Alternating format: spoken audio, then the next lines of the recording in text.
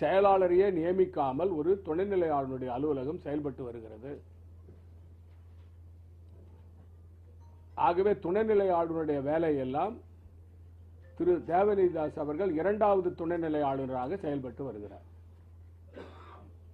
அதிகாரிகளுக்கு கடிதம் எழுதுவதும்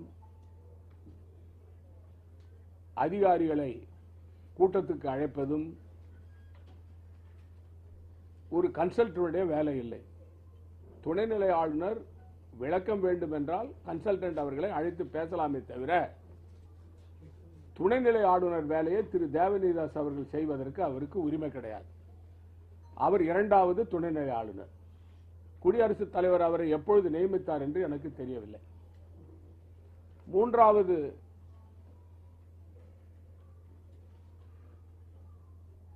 துணைநிலை ஆளுநர் அவர்கள் ஸ்ரீதர்.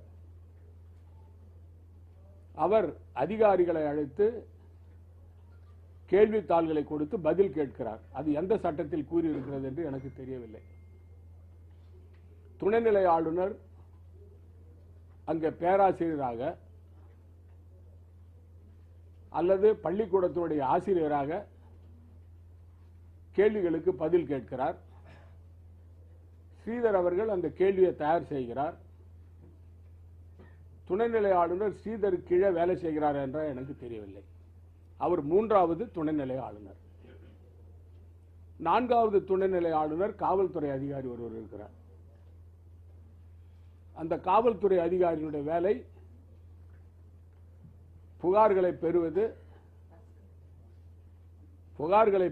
அந்த புகார்களை இவரே போய் விசாரணை செய்வது.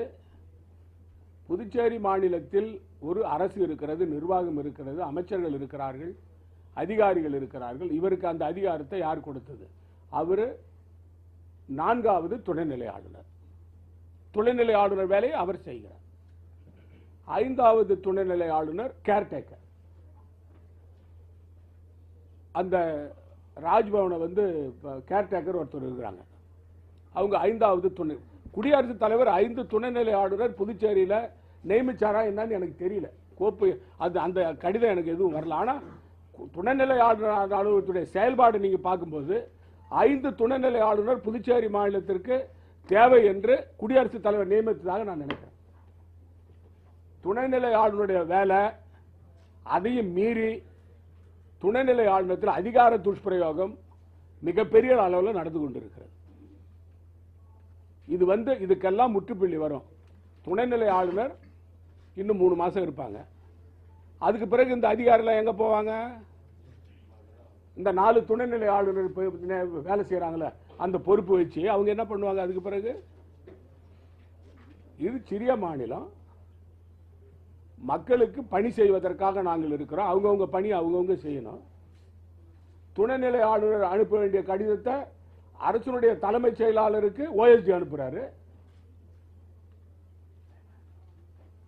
இது ஒரு மிகப்பெரிய அதிகார துஷ்பிரயோகம். இதுக்கெல்லாம் விடை கிடைச்சிடும். 3-4 மாசத்துல விடை கிடைக்கும். நம்முடைய மாநிலத்தை பொறுத்த வரைக்கும் இந்த அலுவலகத்துக்கு போறது, கேள்வித்தாளை வாட்ஸ்அப்ல விடுறது, பதில வாட்ஸ்அப்ல விடுறது எல்லாருக்கும். இந்த வாட்ஸ்அப் ஒன்று மாட்டின்னு முழிக்குது இப்ப பாண்டிச்சேரியில். அதாவது புதுச்சேரி ஒரு அரசு நடக்குதா இல்ல இந்த கோமாளித்தனம் நடக்குதான்னு எனக்கு தெரியல. அதாவது பஃபூன்ஸ் ஆர் ஹியர் இன் ராஜ்பவன்.